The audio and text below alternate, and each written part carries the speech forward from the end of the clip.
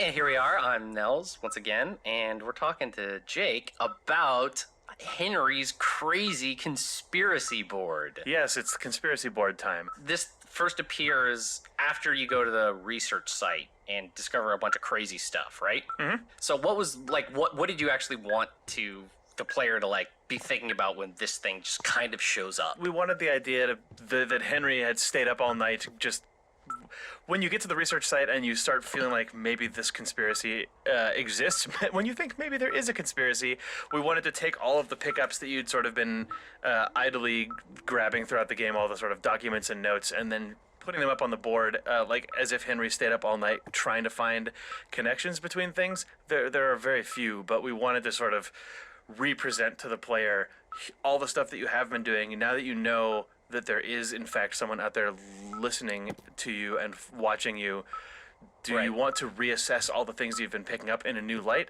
Also, it just gives a nice aesthetic change to the tower, right? It just fills the room up with a bunch of garbage and makes Henry look like maybe he's going a little nuts. Early in the game, we kind of had this, way when we were barely past prototyping, we kind of had this notion that you'd find stuff out in the world and you could basically pick up and keep almost anything. Mm-hmm. And then all this stuff you found would have this home in your tower.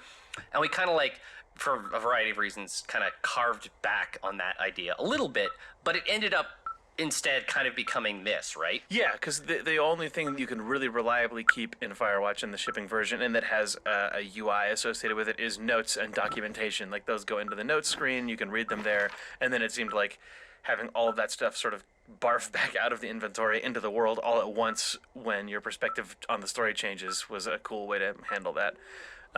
It was also a way to remind people of all of the things that were out in the world that they had found, to remind them of missing people flyers, to remind them that they'd found a little bit of stuff from the Goodwins, to remind them about Ron and Dave and about the research site. You could always, at the start of days, at the end of the game, go and refer to all of the written sort of evidence that the story had left behind so far.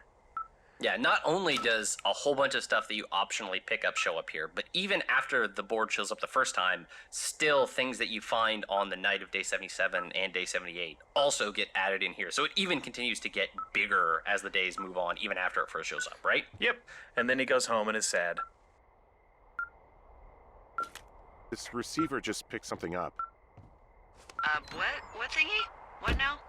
I found a device that picks up frequencies. It's how I found the reports last night, and it's going off now. It just picked up a frequency? Yeah, what could it be? I don't know. You gotta find out. All right, I'm on my way now. You know what I just picked up? No. A fifth of Major Bueno tequila from the creek. Are you drunk? No! I am getting drunk. Hey, Dee, I don't want to harsh your vibe, but maybe, just maybe, that's a bad idea. Henry.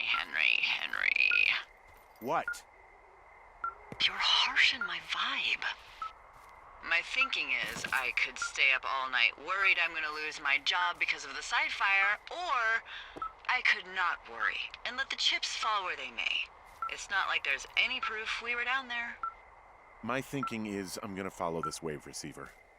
Ooh, I like it when you think. Ay. I'll just leave you alone with whatever these thoughts are. Last thing I need is another big crossword breakthrough.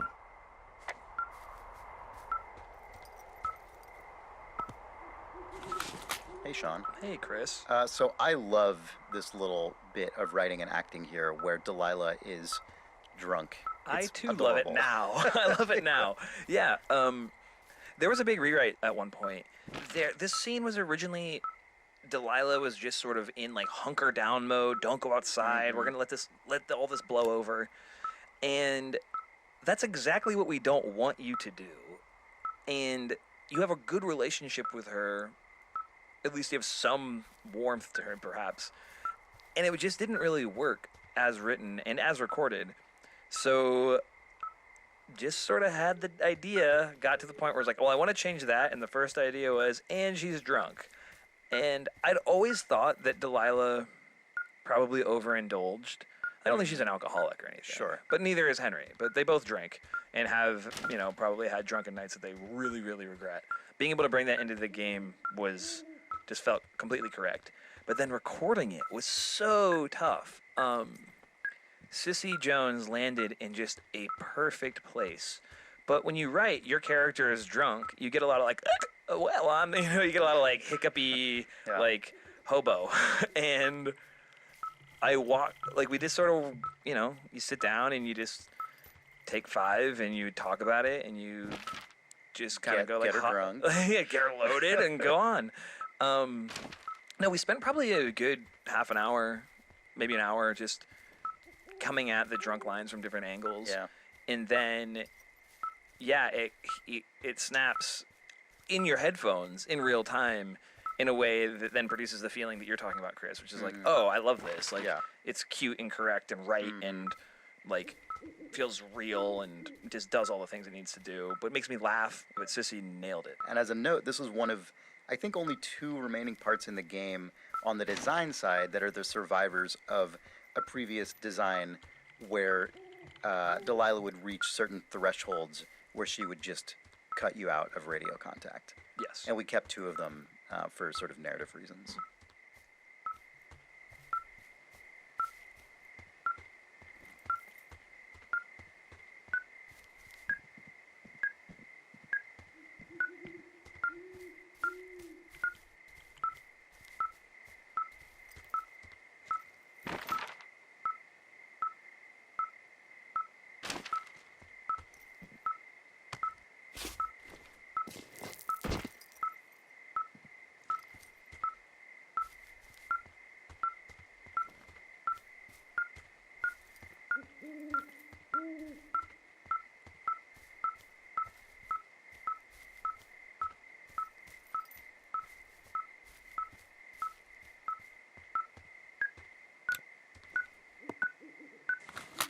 Hi there, it's Jake. I'm talking with Nels, and we are going to get into the wave receiver. I believe it is the Anderson wave receiver, in fact.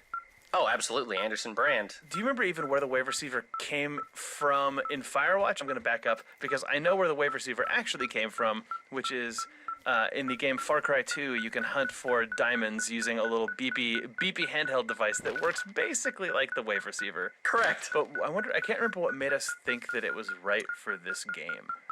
So it was primarily a functional thing where we realized that a lot of the kind of A to B to C structure of the game was basically Delilah saying, hey, Henry, you should go here. Oh, you're there. Now you should go here. And we wanted to have some other object element thing. Yep, a thing that could lead you somewhere, but neither Henry or Delilah would know where you're going. Yeah, and then it was like, oh, well, what about that diamond thing from Far Cry 2? We already have the map Perfect. from Far Cry 2. We should obviously also have the diamond hunting mechanic. Correct, obviously. And then it was just kind of, as soon as the first prototype was in there, I was like, oh yeah, that will work and totally be good. So we can just make that increasingly real until we had an actual artifact in the world that you could, like, wiggle around in your hand. Oh, I miss the prototype version of the wave receiver in the gym because that was our like YouTube streamer friendly horror game version where once you sort of got closer and closer to the object, it was revealed to be a Forrest Burns standee that had come to life and was charging at you at high speed, like that. Yeah, that was also my favorite. That was good. I feel like the real in-game wave receiver could never deliver on the full potential of the maniacal, self-propelling Forrest Burns, like screaming at you like a Serious Sam enemy or something. At least that was my imagined canonical Forrest Burns wave receiver sound was that. That is actually exactly what it was. I took that sound off of Oh, good. It was from that. Serious Sam and put it in. Oh yeah. Okay. Well, yeah. So that's how we got a wave receiver.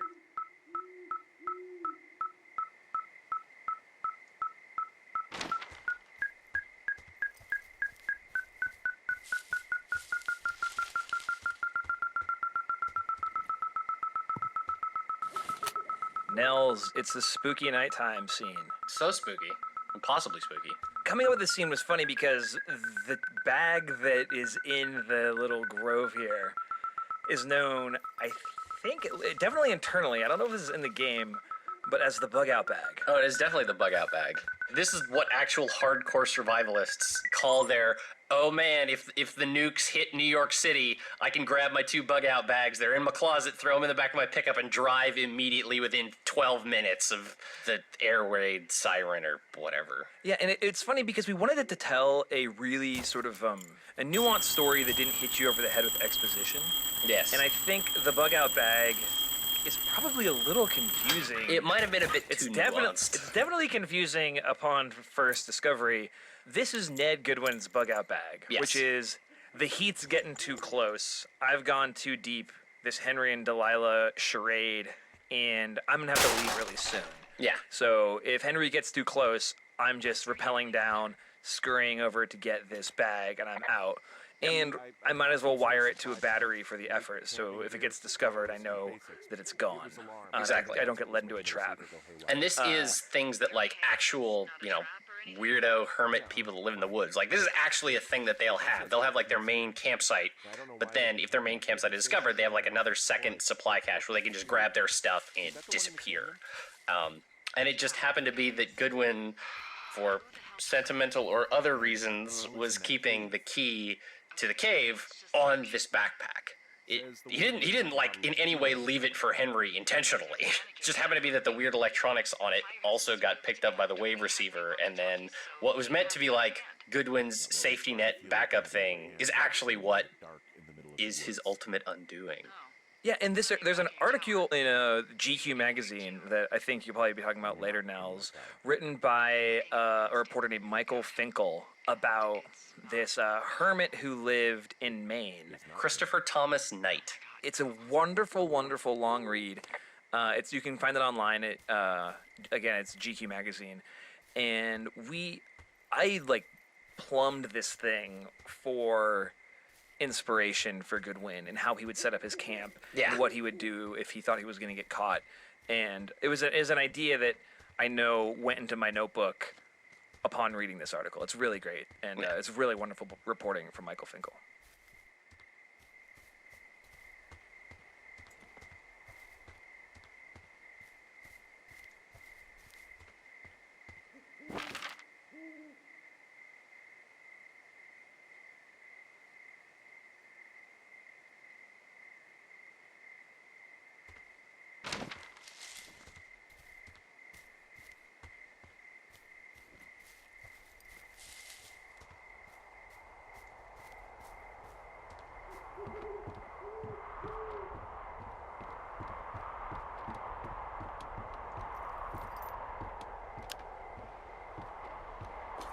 I don't see anyone up here. He was just there.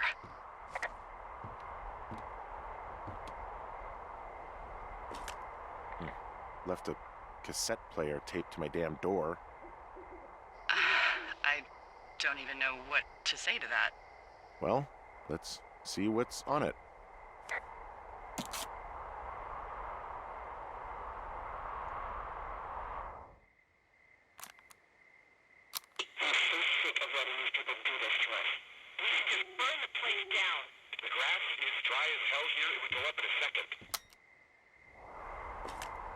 It's a tape of us talking down at the site. It sounds like it was recorded from somewhere nearby.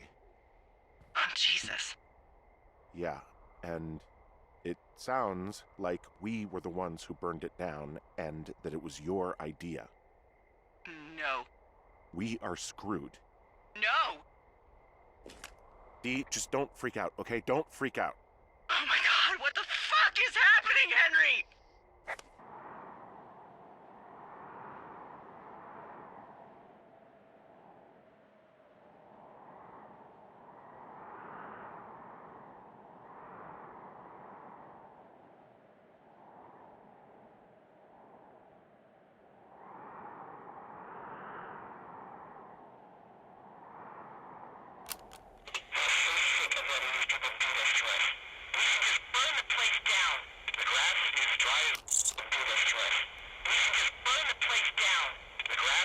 I think I'm gonna be sick.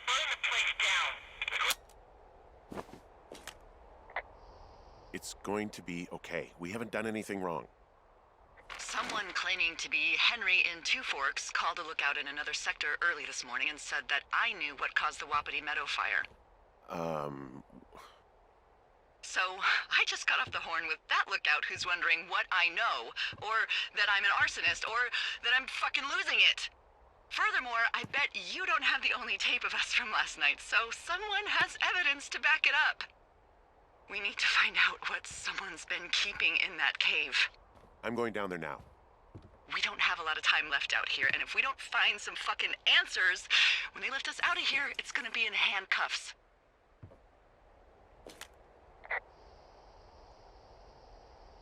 We have to stick together, okay? Keep our story straight. From the first day with those girls to the person breaking in on our conversation, everything. We gotta be honest and consistent. Yeah, I suppose you're right. I know.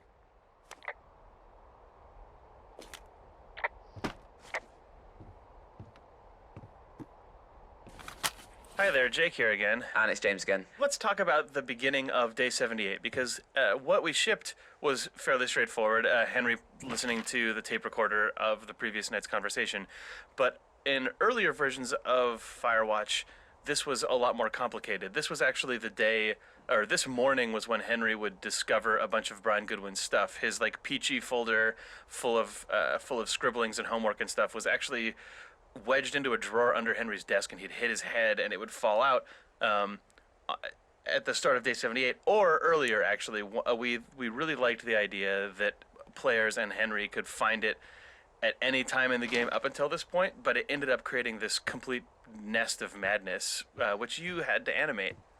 Yeah, because of these permutations of have you found the folder or not, and then needing a failsafe at a certain point to advance the plot along, there were lots of different versions of getting the folder, and it was very complicated as well because we were tying it into things like getting the cave key at the same time as getting the folder, and the animation itself ended up being like pouring through tons of documents because it was like a postcard and his homework and like physically opening this thing, which ended up being a little bit silly because you realize we've already built systems whereby you can pick objects up and inspect them, so why are we forcing like 4 of those in a row in a cutscene?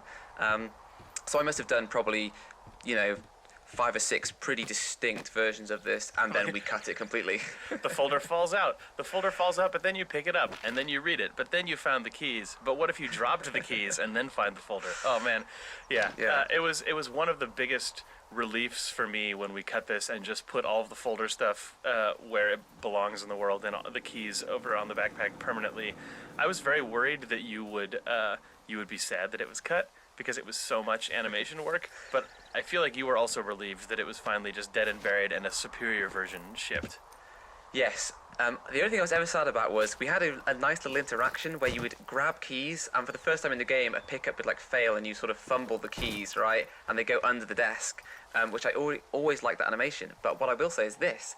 I have been making a Firewatch reel, and all this kind of stuff that got cut, I'm including it in the reel now, so I finally get to have my cake. Rude.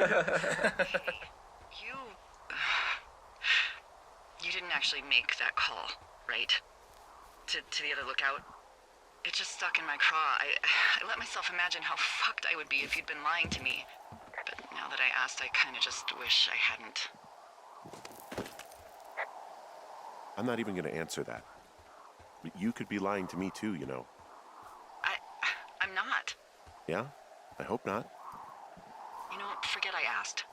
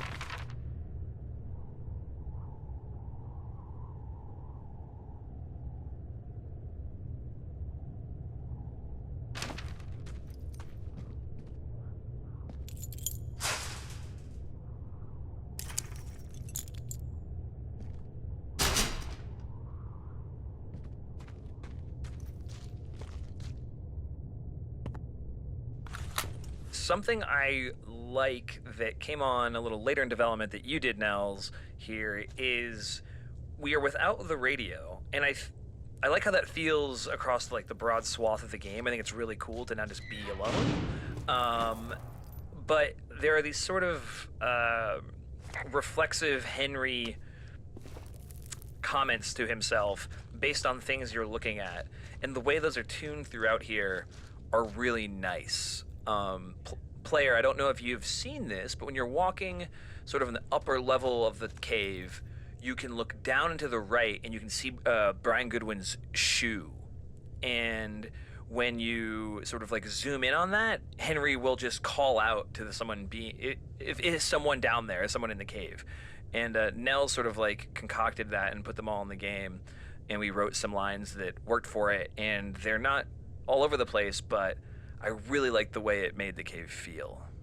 Yeah, it's actually kind of one of my favorite moments in the game in terms of Henry's monologue too, because we conceivably, even though Delilah can't hear you, like we could have hooked up the same normal radio interaction to where it'd be like you can make these dialogue choices and Henry just either monologues to himself or like talks into the radio, even though we know Delilah can't hear him.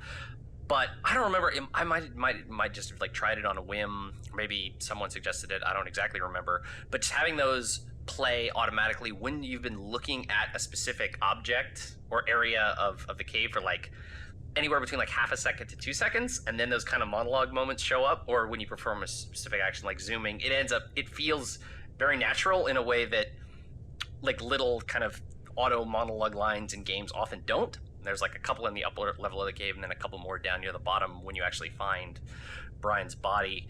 It was kind of a bummer that they came online so late and there aren't any other spots in the game where Henry doesn't have access to the radio, because I actually would have loved to have a few more of these in the game somewhere as well. You're always thinking about like what design tools do I have to like change the pace or make you feel something different. And I don't think we realized they were a club we had in our bag until we'd sort of like laid the whole game before us, and we went like, oh, yeah, we really like these. Oh, I know. And Rich did such a good job performing them. It was just, yeah, they really work for me in the game. Yeah, they're quite good. Delilah, someone locked me in the cave. Is this thing working? Delilah, send someone to the cave, please! Can't get any damn reception.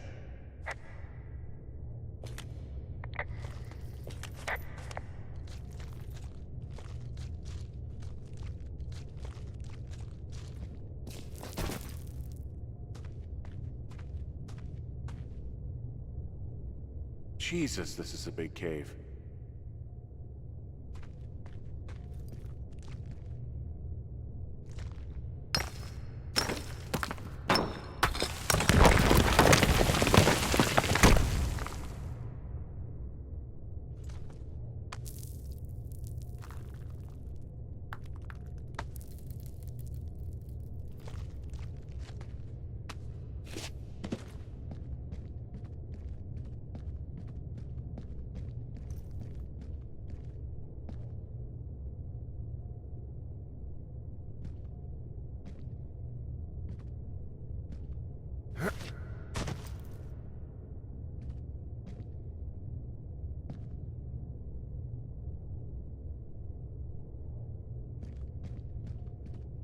Freezing in here.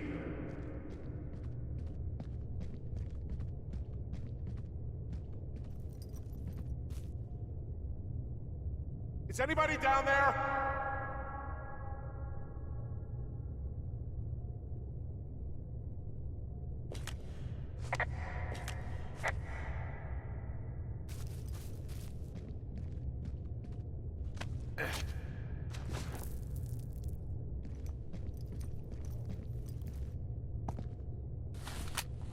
Hi, it's Jane again, here with... Me, Jake. Hi. So the way we work usually is that Jake will do a lot of the level design with gray boxing, and the cave is no different. That's true. The cave is no different in that regard, but it is different in that it's ridiculous. Like the cave, Firewatch usually, when you're building it, you only have to worry about the floor, whereas the cave is a completely contained area. Like it's it's a cave. And I really wanted to take advantage of that, perhaps to an excessive degree. Like I really wanted the cave to feel like this snaking labyrinth that wove in and out of itself, and that you could see areas you were going to get to later from places you weren't at yet and stuff. But I had no idea if it would actually be allowed to exist inside of the rules of Firewatch until I handed it to you. Well, the interesting thing about this cave is that, like, for example, this hole where the shoe is, you can actually see all the way down to where the body is. Yeah, you can't It's quite all see the body because interconnected. you can't lean far enough in. But yeah, But the spaces all are actually connected in a way that makes sense. the cave is also actually exceptional in that I think it's the only place in Firewatch where we cheat space. Yes. There's a couple places in the cave where you drop off a ledge, and in the middle of Henry's drop animation, we just cut the camera and like blink you to another area that's like a few hundred meters farther away. Yeah. Because the cave ended up being so weirdly nested on itself, it ended up being this like compact ball of yarn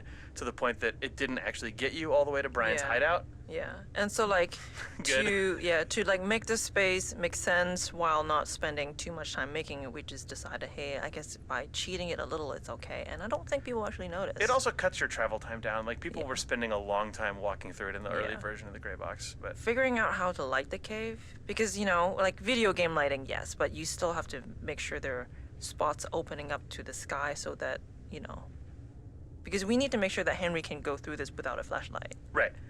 But it's also nice and dramatic to have those little cracks true. of sunlight coming through. It looks that's nice. But like, think about those torches, Yeah, that's true. spike walls. Or underground lake, how about that? Almost happened. Almost made Don't it. tell people about the lake.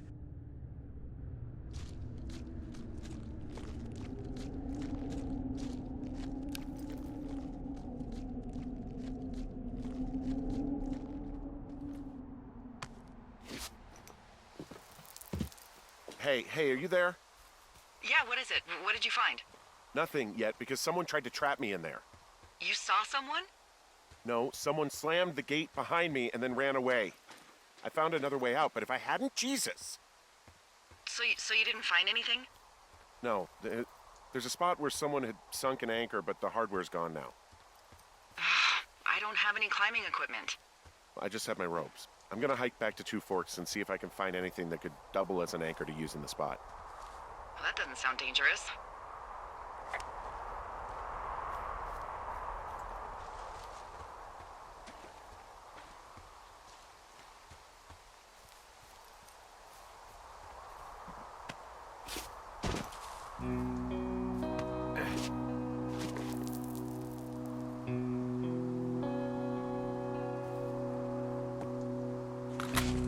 Hey, it's Chris again. Hey, it's Sean. The entire Brian Goodwin saga changed absolutely massively, multiple times, really, over the course of the design and writing process. There was actually a previous design revision in which you, as the player, through just various means, could trigger the discovery of the existence of Brian Goodwin much earlier in the game, and we had to allow for all these different possible branches of when you could find that out and when Delilah would tell you more information and so on and so on. And it became a nightmarish possibility space that we really had to rein in. It became just a very unwieldy story. Yeah. Inside of that story was the idea that Delilah didn't know who Brian Goodwin was. Right. She knew Ned Goodwin. He was a lookout who was out here, but did not know that he was here with a son because it was against the rules, and Ned had broken the rules by bringing his son out here.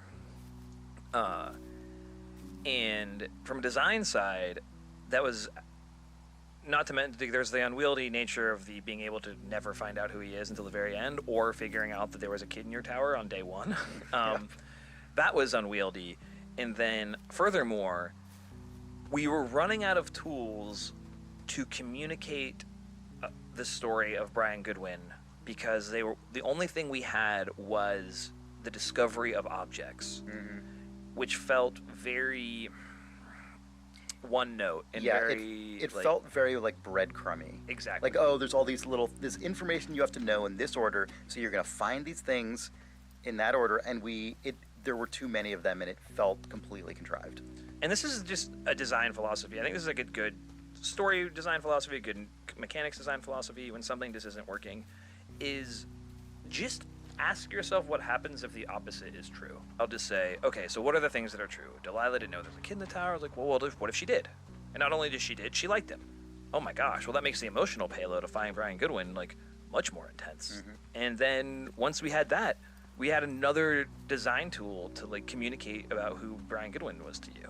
And that tool was the one tool we had for communicating Anything information in the game anywhere other else in than the finding game. something and Henry Yeah. going, yeah, we doubled the amount of information we could get to you, and it just made the game much more easy. It opened up the game from a story side, and it made us not have to constrain ourselves with that branching craziness of not knowing who he was and breadcrumbing you around the world. And in doing so, it sort of simplified that total arc and allowed us to pack a lot more information into each of those deliveries. So when you find Brian's backpack, when you find his hideaway, each of those is like very information dense because we just consolidated it all to those zones. And can reference the stuff you've learned along the way. So when you do find him, you actually feel like he's a human being who had a history and a life and a personality and stuff. And I'm really glad we got there. Yeah, me because too. we got there late, and you just Very don't late. know if it's going to happen. Yeah. You just don't know.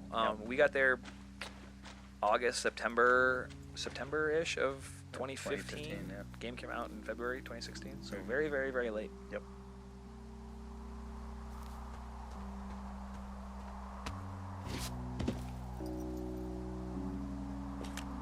Delilah, I just found an outcropping that someone was using as a little fort. I think it was Brian Goodwin. Really? Yeah, he built himself a real castle.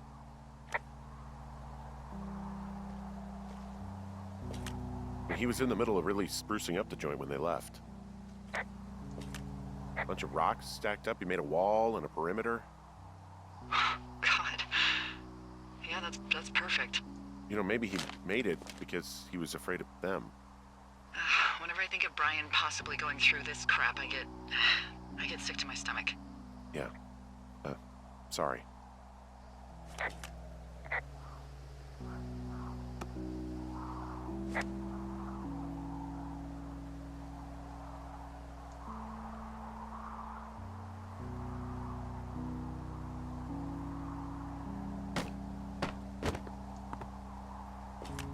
He'd hide out here to read comics.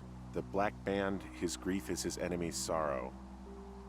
Everyone this guy loves gets killed, so he honors them with a black armband which gives him superpowers.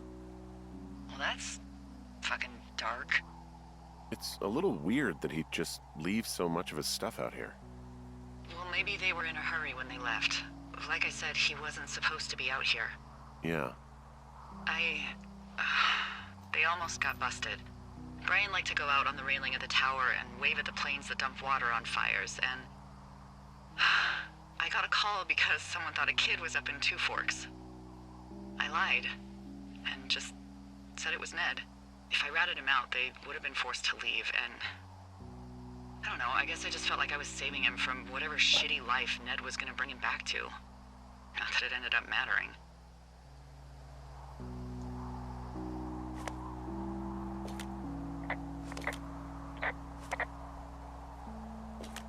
Huh. Brian stole his dad's climbing gear, his anchors. That's convenient. Yeah, it is. I think he was gonna hide them in a cash box or something and never got around to it. I mean, he left a note for a ranger to find them and send them back to him in Nebraska. Because he hated climbing?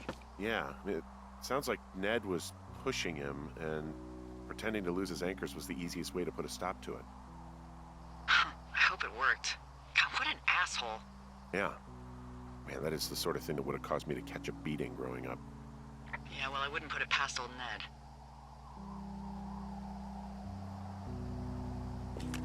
There's a ham radio schematic here, something Brian was working on. Yeah, I think that was the one thing Ned did do with him. You know, tinkering on stuff like that.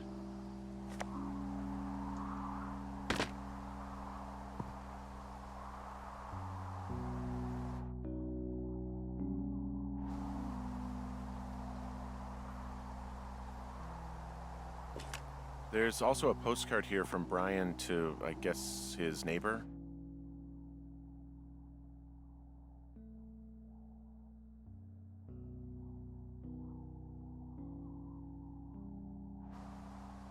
What's it say? That he's with his dad and sorry he can't mow his lawn this summer. Oh, gosh. And also he was worried his dad didn't know when school started. I'd say that's a lucky break if I were him. Yeah, that doesn't surprise me. Ned didn't really seem like a, with it dad.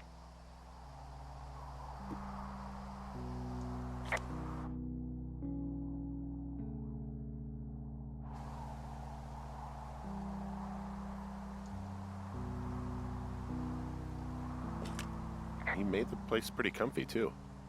That's an achievement. Yeah, at the expense of what are probably stolen pillows. That little shit.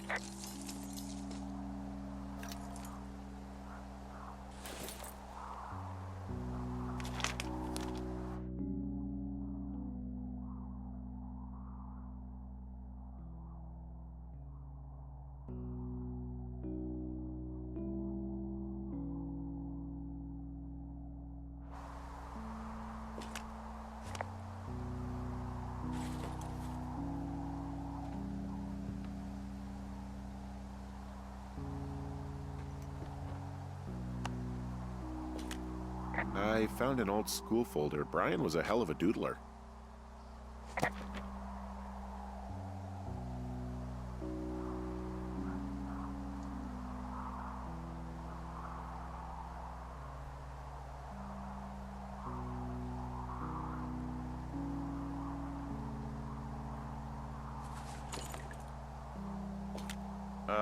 Brian was doing a science fair project about bouncing radio waves off of a meteor shower. Poor kid left his homework? Yeah, he must have been pretty smart, huh? Yeah, sharper than a lot of the grown-up knuckleheads I'm used to, yeah. What, you're saying I'm one of those knuckleheads, is that it? I wasn't, but, now that I think about it... Because I know lots of stuff. Oh, please, drown me in your surplus of knowledge. I've been waiting all these years for a man as wise as you to take this job. Well, that wait's over, sweetheart. Call me sweetheart again, and you'll use that big sexy brain of yours to fill out your unemployment paperwork. Sorry, boss.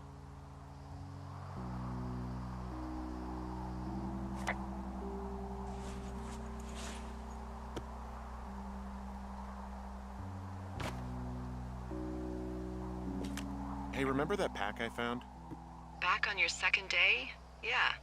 I found a plan Brian drew about how he was going to get it back. Oh, I'm sure it was quite elaborate. It's some Wile E. Coyote stuff, I'll tell you that much.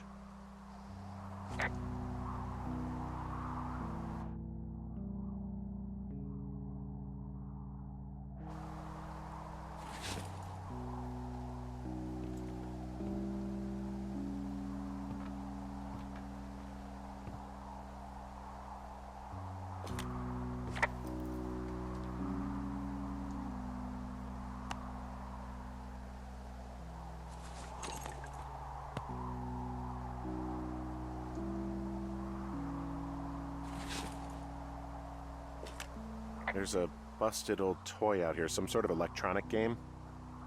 Yeah? I like Pong. Everybody likes Pong. Gosh, Brian had everything he loved out there.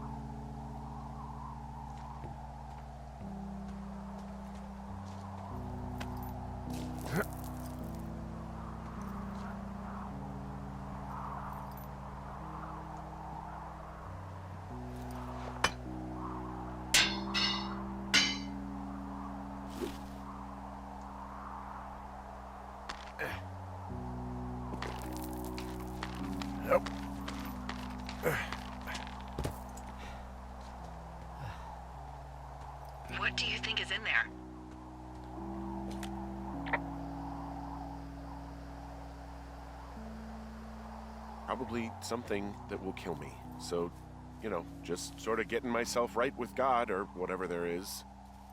Henry, They closed the door when they could have just... bashed your head in with a rock or chopped you up with Are you serious with this shit right now? a hatchet. God, are you sure you want to go back in there?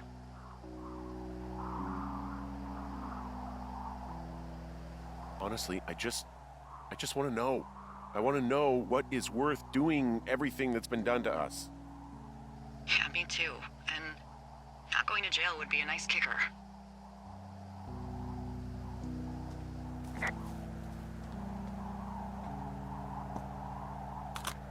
Hey, it's Patrick and Nels here. Hello. You may have just found some role-playing game artifacts owned by Brian Goodwin, and I thought we could talk about the ways that this character evolved and actually ended up incorporating a lot of elements of our own super nerdy childhoods. Oh, yes, that's exactly right. Like Gladius Silva here, it was... Good old Gladius Silva was actually the very first D&D character I ever made in probably grade 8, maybe grade 9. My very first D&D campaign. Some other friends of mine on the speech team, the speech debate team, asked me to join their game, and I was very enamored that they invited me. So I had to make a cool character, so I made a half-elf ranger, and because I was a giant dorko and taking a Latin class at the time, I named him Gladius Silva, which of course means sword of the forest. And I remember when we were initially talking about, like giving Brian kind of this geeky kid personality to contrast with the fact that he's like out in the middle of the wilderness. And I recounted this anecdote about Gladius Silva. Everybody in the office thought it was quite hilarious. And because I had, for my own edification a while back, rescued that character sheet from like my parents' garage and then scanned it, I was able just to send over a PDF of that scanned character sheet, and then it more or less showed up exactly in the game. Yeah, these are probably your original die rolls from that fated first campaign. Oh, it was modified just the tiniest bit to like avoid Wizards of the Coast's Dungeons and Dragons copyright. Otherwise, that is literally just my dude. My favorite thing about Brian's proclivity for tabletop RPGs is in Henry's Tower in Two Forks, you can actually find a map that Brian made that's basically like a D&D-ification of the whole area that you're normally in. Yeah, I ended up drawing that completely based on my own style of drawing when I was Brian's age. And Nels' age. When he was Gladius Silva, I was a city kid who moved to a more like suburban, like woodsy area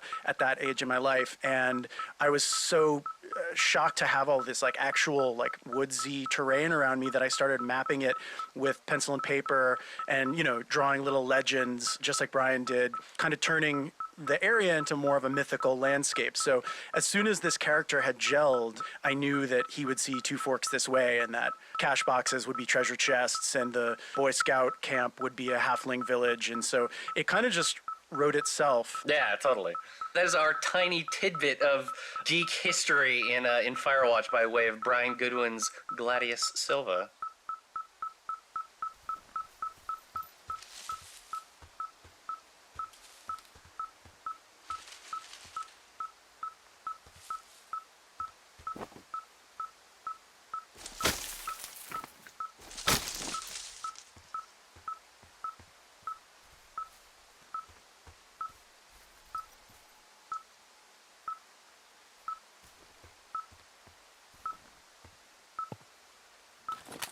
Hey, it's Chris again. Hey, it's Sean, and you are in a clearing just beyond the body of a dead elk, and nearby there's a cassette tape from Dave to Ron. I get them confused the way I get like lots of pairs of characters confused and things that I didn't write. Yeah.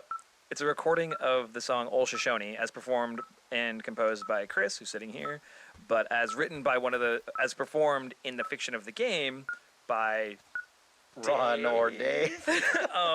Based on the lyrics that are discoverable in the outhouse at Hawk's Rest, that were written by Raccoon Carter. I wrote the song as lyrics, and then the whole Ron Dave saga I left I for think myself you till wrote later. you wrote those lyrics before we actually had the idea of making it a Yeah. real song in the game. Exactly right. Yeah. That whole arc collided with a totally separate design idea, which was to have a like a non-diegetic piece of music that was playing on top of the game at a particular moment. We really liked the idea of that generally. Have an actual song with singing and lyrics in it punctuate a particular moment. But we just never really landed on a song that we thought worked or a particular way to integrate it into the narrative that like wasn't going to stomp on the open nature of the game, and it just we just sort of languished for a while until I guess it was your idea. I can't even remember too. I remember it being my idea only because I remember being really bashful about it because it was like I had never written a song before, and I really, really, really wanted you to compose music and record it.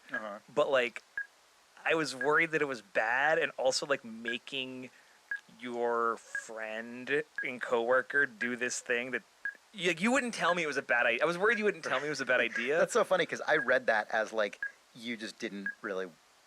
Oh really? I read that as like, oh, you can do this if you want, but I don't know if that's. No, I just didn't want to like. It felt like so I've read a song and you're gonna perform it. Right. Like it just did not feel like I was like, oh, so I was really like feeling that like. Then when you delivered it, I would like start crying. I was like alone and just like got like welled up, and I was like, oh man, that feels good. And I it was was really so excited fun. to put it in the game. I was really happy to get to do that on the Oh game. good. I'm glad. It was really I didn't fun. know that. Yeah. Yeah. Well, great. Yeah, worked out. And it's available on the soundtrack, which you can buy at thestore.camposanto.com or from our Steam page.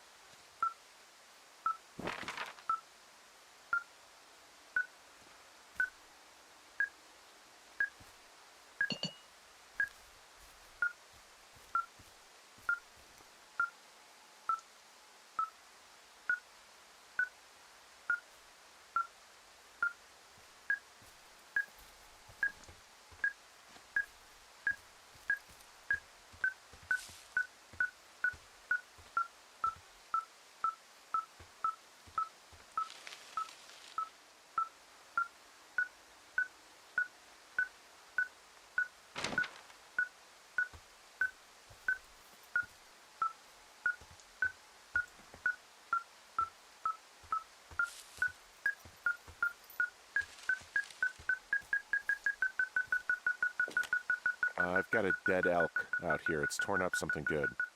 You think it got wise to a government program? Shut up. This elk is wearing a tracking collar. The wave receiver picked it up. Is that right? Yeah, it's numbered. Makes sense. Maybe they were tracking elk at that site.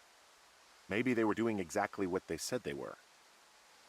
Delilah, Yeah. there was lots of equipment there. I mean, they could have been up to a lot, you know? Yeah, sure. They could be.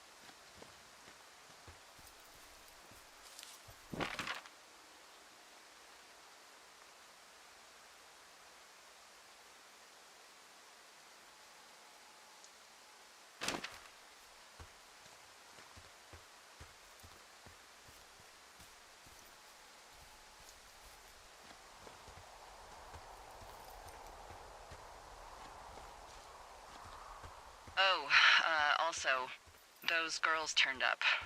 Looks like you didn't kill them. Nobody did. They took some farmer's tractor for a joyride down in Riverton and, landed in jail. Yeah, I wonder if they know anything. If there's some way to ask them about whatever happened at their camp. I think we'd be smart to let sleeping dogs lie. You're probably right.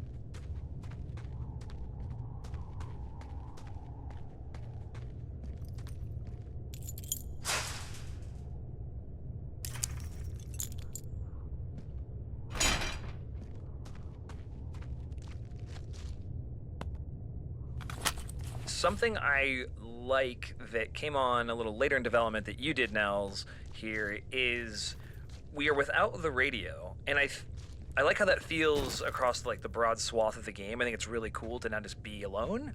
But there are these sort of reflexive Henry comments to himself based on things you're looking at, and the way those are tuned throughout here are really nice. Player, I don't know if you've seen this, but when you're walking sort of in the upper level of the cave, you can look down and to the right and you can see Brian Goodwin's shoe.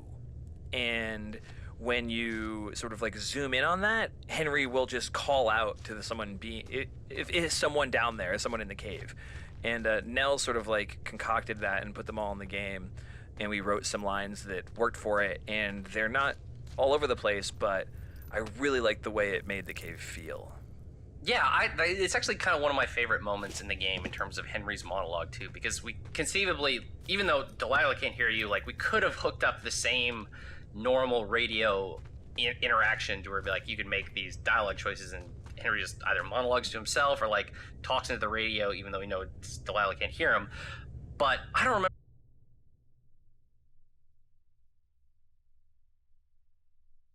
I might just have like tried it on a whim, or maybe someone suggested it. I don't exactly remember, but just having those play automatically when you've been looking at a specific object or area of the cave for like anywhere between like half a second to 2 seconds, and then those kind of monologue moments show up, or when you perform a specific action like zooming, it feels very natural in a way that like little kind of auto monologue lines in games often don't. There's like a couple in the upper level of the cave and then a couple more down near the bottom when you actually find Brian's body. It was kind of a bummer that they came online so late and there aren't any other spots in the game where Henry doesn't have access to the radio, because I actually would have loved to have a few more of these in the game somewhere as well. You're always thinking about like what design tools do I have to like change the pace or make you feel something different.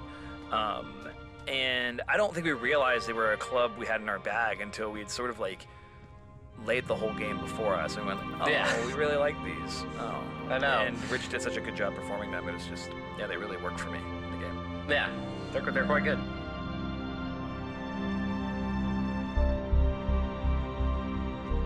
Brian Goodwin.